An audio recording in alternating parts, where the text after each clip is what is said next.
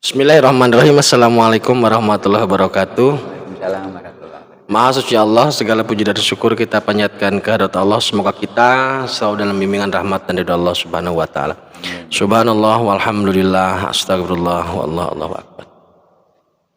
Kembali saya dari tim Raja Wali Nusantara, masih bersama dengan Bapak Ustadz Raja Wali. Iya.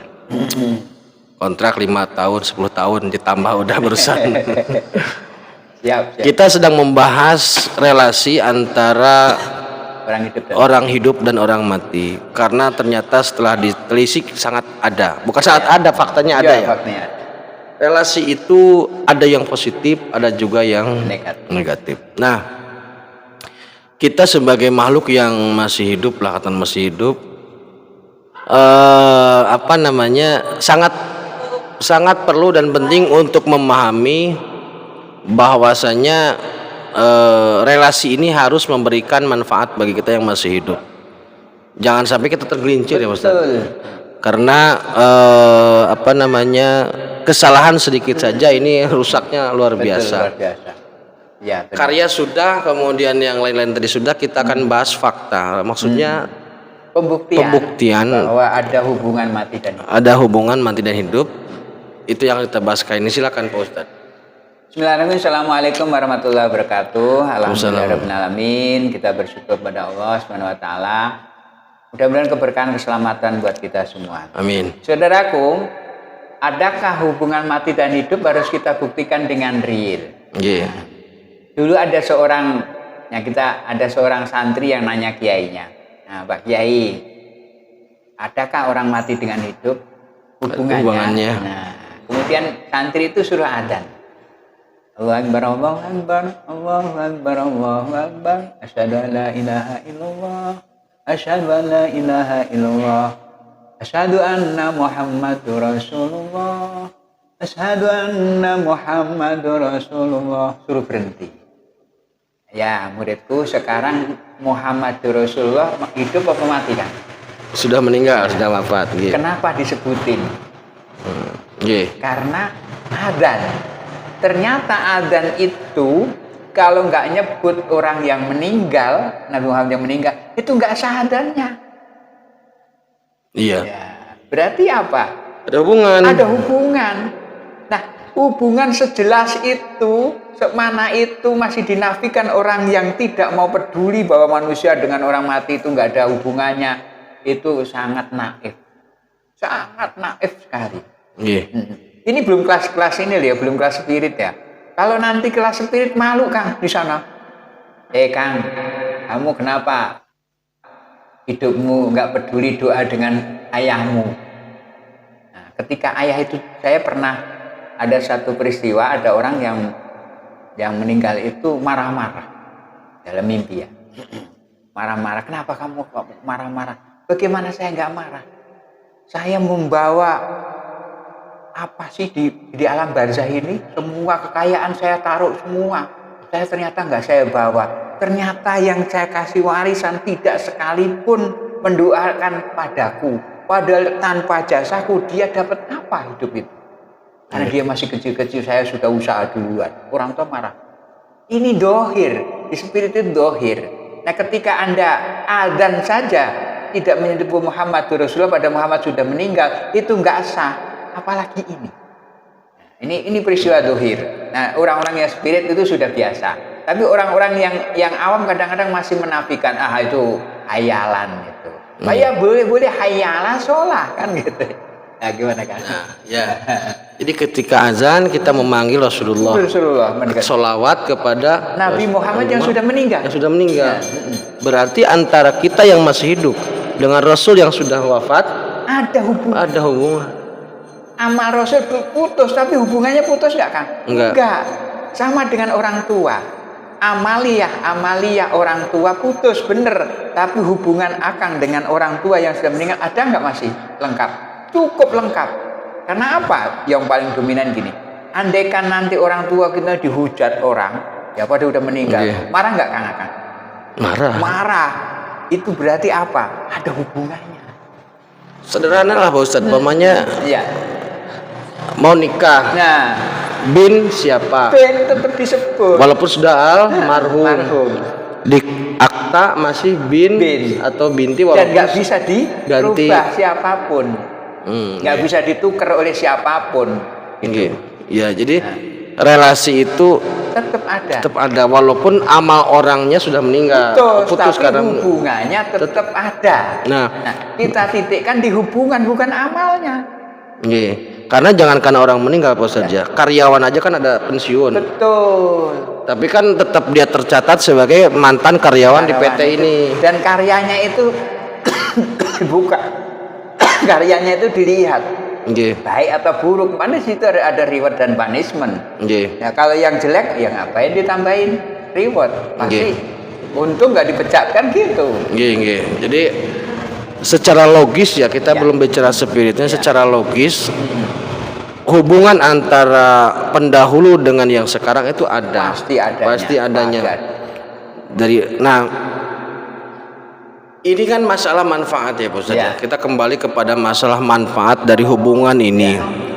Banyak orang yang menafikan hubungan itu, bahkan ada seringkali hubungan itu diidentikan dengan mistik.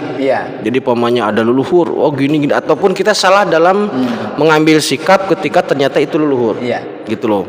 Jadi disandingkan dengan hal yang mistik, kemudian salah mengambil sikap, gitu kan. Nah, ini bagaimana, Ustaz? Bersikap. Sebenarnya kembali kalau dulu saya masih orang-orang dulu kan ya memang sains belum berkembang, agama juga belum, pemahamannya belum sempurna, sehingga orang-orang dulu itu maknai makna itu dengan simbol. Kembang itu disimbolkan kebaikan, berkembang, kemudian ditambah air pencucian. Nah, sekarang kalau sekarang mending kita amaliyah, baca yasin, baca tahlil untuk dikirimkan. Tapi boleh juga membawa kembang ke kuburan sebagai tanda bukti kebaktian, kan gitu ya. Ada double. Kalau dulu kan cuma satu karena taunya itu. Jadi perkembangan sains dan teknologi tentang pemahaman agama itu merubah mindset manusia. Akan merubah perilaku. Nah, ini sebentar, Ustaz. Kita kan baca doa ketika ini baca relasi ya, kita baca doa kepada orang yang sudah meninggal. Yang sudah meninggal membackup secara spirit karya dia yang bisa diulang. Ketika kita membaca doa, katakanlah membaca, ya Allah, kita mohon kebaikannya untuk orang ini. Kesana bentuknya apa? Bentuknya amalia. Bahkan ya, amal-amal orang tua kita yang kita lakukan itu masih ada andilnya dia dapat porsi, namanya waladin sholihin yatullah. Tapi di situ juga jadi jariyah, ngalir. Di situ juga jadi harta yang mengalir, kan gitu ya. Karena apa? Tanpa orang tua ada nggak kita? Nggak ada. Nggak ada. Jadi kesuksesan saya ini sebenarnya sukses ayah saya, bukan saya. Nah, saya dituntut anak saya harus bisa nggak seperti ayah saya bidik saya itu. Maksudnya gini, Mas Adia, ketika saya mentransfer uang kepada saudara, dari saya uang sampai saudara kan uang. Ini ketika kita membaca doa, mendoakan ya Allah. Di sono jadi apa? Di sono jadi amal yang itu bisa dikonvert dengan kebutuhan. Karena di sono kehidupannya biasa. Berbeda. Bahkan ini spirit gini, Kang. Seorang anak ketemuin ayahnya, "Nak, saya di sono ini loh, orang baik." Ayah kan tahu saya punya amal baik, ambil itu untuk kepentinganmu, itu sah. Bisa. Sama dengan di dunia. Nak, Bapak kurang duit ini untuk apa ya? Untuk ini kepentingan beli ini, udah ambil aja tabungan ini. Karena itu sah. Nah, kalau luna amaluna itu gimana, Ustaz? Kok bisa lana amaluna wal kamalmu kan di luar dari koridor hubungan. Nah, kalau Kang Eka punya kewenangan mutlak pada dirinya untuk orang lain ya nggak bisa ngerebut lah, gitulah. Ini kan kerelaan, kerelaan dan juga rasa tanggung jawab sebagai anak terhadap orang tua. Itu beda dengan lana amaluna walakum amalukum, itu di luar tanggung jawab. Kalau ini kan kaitannya dengan tanggung jawab. Jadi secara individu memiliki kedaulatan. Kedaulatan. Bahwasanya- Tapi individu juga berhak memberikan. Ada Iya. kedaulatan untuk mentransfer siapa yang disenangi, apalagi orang tua. Ya kita belain, adanya saya karena orang tua, itulah bukti adanya bakti kepada orang tua. Iya.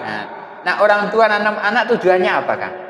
Sebagai sedekah jariyah, sebagai ilmu manfaat, sebagai doa anak soleh. Itu tiganya bisa menembus dari satu orang itu. Kebetulan anaknya pinter, jadi ilmunya manfaat, anaknya doanya baik, diterima oleh Allah, dan hartanya itu jadi jariyah. Orang tua bisa ngeklaim, ya Allah ini punya anakku, boleh nggak aku minta izin dulu? Anak juga langsung rela ambil, ayah kalau memang itu hakmu juga. Andai kan ayah, orang tua, anak ayah nggak ngasih, Allah akan negor ini buat orang tuamu, kamu dulu dari mana? Itu pasti diarahkan ke sana. Karena apa? Hakim yang maha adil adalah Allah. Alaihissallahu bihakamil hakimin. Ini kan baru ya. Apa maksudnya selama ini campur aduk lah. Campur gitu. aduk ya.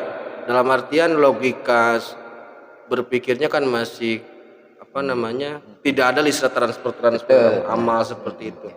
Jadi harus tegaskan dulu ya Pak Ustadz, bahwasanya transfer amal atau sah. Itu bisa terjadi. Yang pertama karena memiliki kedaulatan, jelas. Bahwasanya batasin dulu bahwa perilaku itu hakmu ya silakan, hak saya silakan. Betul. Tapi ketika sudah menjadi amal kebaikan, kita bisa membantu dengan amal itu. Nilai-nilai amal. Sama dengan di dunia. Ketika saya jadi orang kaya, orang kaya, kemudian ayah kurang, maka saya akan mentransfer. Ada nggak orang lain yang nggak boleh itu? Nggak bisa. Ada kedaulatan untuk transfer, memberi dan menerima. Give and take-nya itu di situ kedaulatannya. Jadi kalau pamannya saya katakanlah pejabat, ayah saya petani, ayah silakan jadi bertani, saya pejabat. Betul. Umpamanya begitu ya. Nah, ketika saya ada lebih, ayah butuh, saya kasih. Itu sah-sah aja. Seperti dan nggak bisa dikomplain siapapun. Kemerdekaannya di situ, memberi dan menerima. Kita menerima dari ayah sah, kita memberi ke ayah sah gitu. Karena ada di situ korelasi hubungan yang sebenarnya di situ. Iya. Maka alangkah naifnya ketika ada orang meninggal dicuekin, bahkan doain aja nggak boleh, nggak usah didoain, itu orang udah meninggal ngapain didoain, itu sangat naif. Jadi logikal aja nggak masuk. Kalau gitu apa gunanya manusia ibadah kalau itu kan ya. Iya. Ya, jadi dari sini kita bisa belajar bahwasanya relasi ini akan terus terjalin selama-lamanya. Betul, selamanya.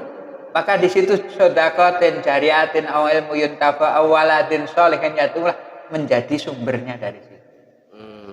Seperti halnya, mohon maaf ya, saya tidak bermaksud menginikan salah satu suku ya Pak Ustadz ya.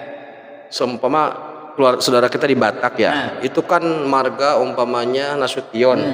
Itu kan semua Nasution, itu kan hubungannya terus. Walaupun umpamanya kakeknya sudah meninggal, tapi tetap Nasution. Hubungannya kan tetap karena apa? Darah Nasution, darah Duriyah. Darahnya Supardi kan gitu. Berarti apa? Ada di situ hubungan pasti.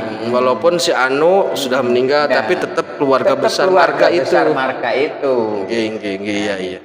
Oke saudaraku, bahasan tentang relasi antara hidup dan mati untuk sementara dicukupkan sekian. Tetap tingkatkan iman dan amal soleh. Akhirul kalam. Assalamualaikum warahmatullahi wabarakatuh. Waalaikumsalam warahmatullahi wabarakatuh.